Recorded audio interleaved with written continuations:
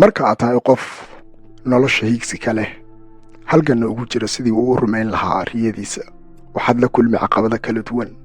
mararka qaar waxaa kaa dhammaan dulqaadka iyo adkaysigaba. waxaa kugu dhici rajabeel marka aad halkaa taagan tahay. haddii lagaaga taariikhiyo nolosha shakhsiyaadka qaar ay ku sugan yihiin, caqabadahaagu waxay noqdaan mid ka fudud sida uu malahagu yahay.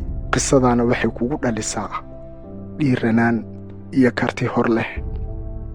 qisadanina waxay la mid tahay qisooyinka shakhsiyaadkaas oo kale. markii ay dhagaha bulshada ku soo dhacday in uu jira wiil 15 sano ku dhacay fasalka koowaad aanna weligii u gudbin fasalka labaad, hadal haynteedu cirka ayay isku shareertay. inkasta oo dad badan oo maqlay arrinkaa ay qaadan waa ku noqotay, haddana markii ay ila kala duwan ka heleen xogta waxay garwaaqsadeen in ay dhab tahay. yaab ayayna ku noqotay. isweydiin ayaa dhalatay siduu 15 ku bartay isagoo rajo dhigin. dalkeebuu u dhashay? haddase miyuu weli wadaa waxbarashadii? iyo su'aalo kale oo badan. su'aalahanna waxaad uga bogan doontaa jawaabahooda muuqaalkan qaybtiisa dambe.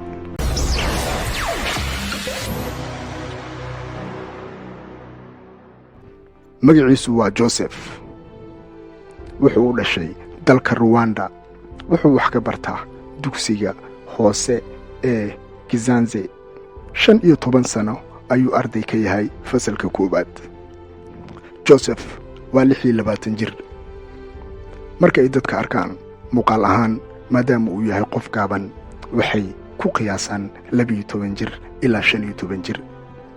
Joseph waa wiil dhalinyaro ah, balse koritaanka jirkiisu joogsaday isagoo da'yar.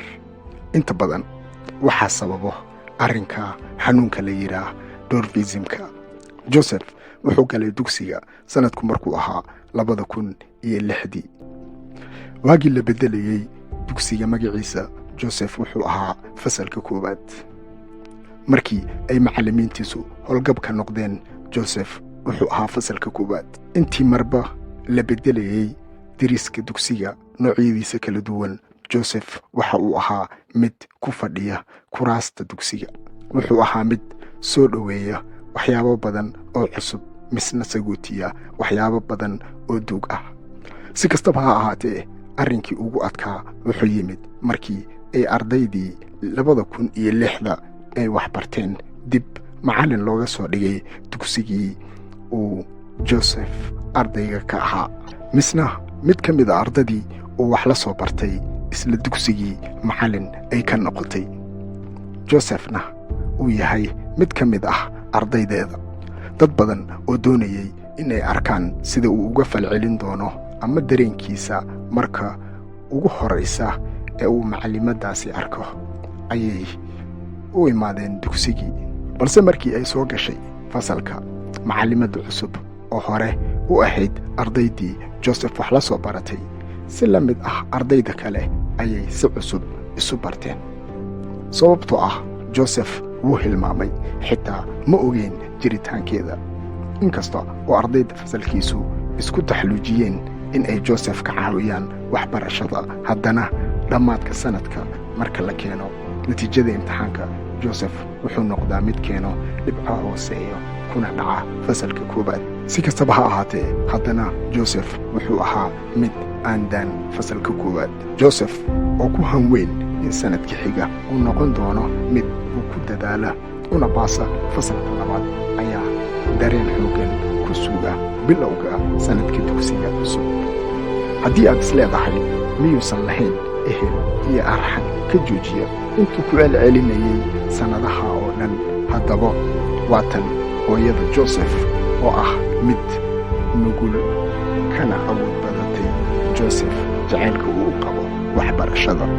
hooyadiina waxay tiri jacaylka iyo hamuunta uu u qabo waxbarashada waa mid la yaab leh. kama baaqda dugsiga xitaa maalin qura.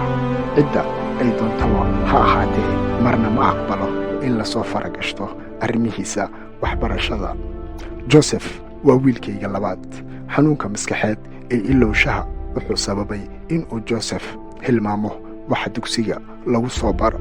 Marka aan u dirsado inuu ii soo iibiyey shay, inta badan wuxuu ii keenaa shay kale anigoo xanaaqsan. Marka aan weydiiyo waxa uu keenay sidii caadada ahayd, wuxuu iigu jawaabaa, waan hilmaamay. Joseph saacadaha dugsiga ka hor wuxuu ii qabtaa hawsha guriga, isagoo biyo ii soo dhaamiyo, kadibna wuxuu orod ku aadaa dugsiga. Aniguna waxaan idhi intii uu rajo dhigi lahaa ha barto dugsiga. Sanad walbana waxa keliya ee aan arkaa waa jacaylka uu u qabo waxbarashada oo marba marka kasii dambaysa sii kordhaysa. Waana iska daayay. Waxaan sugaba waa marka uu iskii u go'aansado, ayay Joseph hooyadii ugu jawaabtay waraysigii ay siisay wariyayaasha. Wariyayaashii ayaa mar kale weydiiyey Joseph su'aalo dhowr ah. Josephna si degan oo aan wareer lahayn ayuu uga jawaabay, isagoo leh, ardayda badankood waxay iigu yeeraan the old man, ninka weyn. Ardayda iyo macallimiintaba marar badan waxaan kala kulmaa caay iyo niyad jab. Si kastaba ha ahaatee, anigu ma ihi mid sidaa ku rajo dhigo. Waxbarashadaydana waan ku dadaali, maalinna waan uun qalin jebin doonaa. Rajadaydu intaa kuma eka. Marka aan dhammeeyo dugsiga, waxaan baran doonaa cilmiga siyaasadda. Waxaan hoggaanka u qaban doonaa dalkayga Rwanda, inkasta oo aysan u muuqan mid suurtagal ah, balse waxaan hubaa in aan suurtagelin doono maalinta ee ahaataba, ayuu Joseph ugu jawaabay wariyayaashii. Joseph iyadoo ay rajo u muuqan ayuu haddana ku hanweyn yahay rajo oo keliya lama uusan fadhiisan. Wuxuu ku dadaalaa una daalaa oo uu u istaagay inuu rumeeyo riyadiisa. Joseph uma muuqata noloshiisii hore ee fashilka ah, sababtoo ah wuxuu aaminsan yahay in ay u horseedi dib u gurasho. Rajo dhigista nafteeda ayuu ka rajo dhigay. Rajo dhigista nafteeda ayuu colka goostay, waana midda ta u horseeday inuu u dhabar adeego cayda iyo aflagaadada kaga imaan dadka kale. Waa midda waxa sababay inuu yeesho dulqaadka uu ku fadhiyey 15 sane ee uu u halgamayey rumaynta riyadiisa. Joseph waa geesi guuldarradiisa guul ku hantay. Xikmadda ku lamaan arrinkan ma aha mid ku eg dugsi ama fasal lagu dhacay. Marka aad ku adkaysato hadafka aad aaminsan tahay, una istaagto sidii aad u rumayn lahayd riyadaada, dadku siyaabo kala duwan ayay uga falcelinayaan. Marka aad sanad, 2 sano, 3 sano aad u halgantid rumaynta riyadaada, muddada gudaheedana adigoo aanan gaarin weli halkii aad rabtay, misna weli ku taagan hadafkaaga iyo sidii aad u rumayn lahayd, dadku waxay ka oran, muddadaas oo dhan waxba kuma aadan qabsanin, meelna kuma aadan gaarin, maxaad isu daalin, iska daa, maad waalatay, doqonnimo badanida iyo erayo liita oo la mid ah. Iyagu waxa keliya ee ay arkaan waa muddada ay kugu qaadatay rumaynta riyadaada. Ma arkaan damaca kugu lamaan iyo dhiiranaanta iyo hamuunta aad u qabtid rumaynta riyadaada. Waxay kugu ridayaan niyad jab. Mararka qaar adigaa iska shakinaya. Niyad jab ayaa dareemaysaa, balse ma ahan in aad dheg u dhigtid. Talooyinka taban ee kaaga imaanaya dadka khaldan ma garan karaan dareenka ay leedahay inuu qofku meel hiigsado.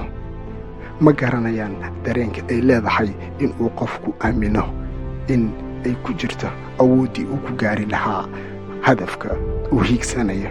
Sababtoo ah weligood nolosha meel kama ay hiigsan. Mana garan karaan dareenka ay leedahay inuu qof u istaago hadafka uu aaminsan yahay. Hana ka filan in ay ku aaminaan amaba ay ku fahmaan. Hana u joojin. Haddii aad u dheg u dhigi waydad hadallada liita ee kaaga imaanaya dadka kale, waa hubaal waad gaari halka aad hiigsan. Guuldarrada dhabta ah waa marka aad ka kici waydid meesha aad ku dhacdo, horena u sii socon wayda. Balse inta aad hore u socoto, waa hubaal inaad guulaysan. Hore u soco, hore u soco, hore u soco.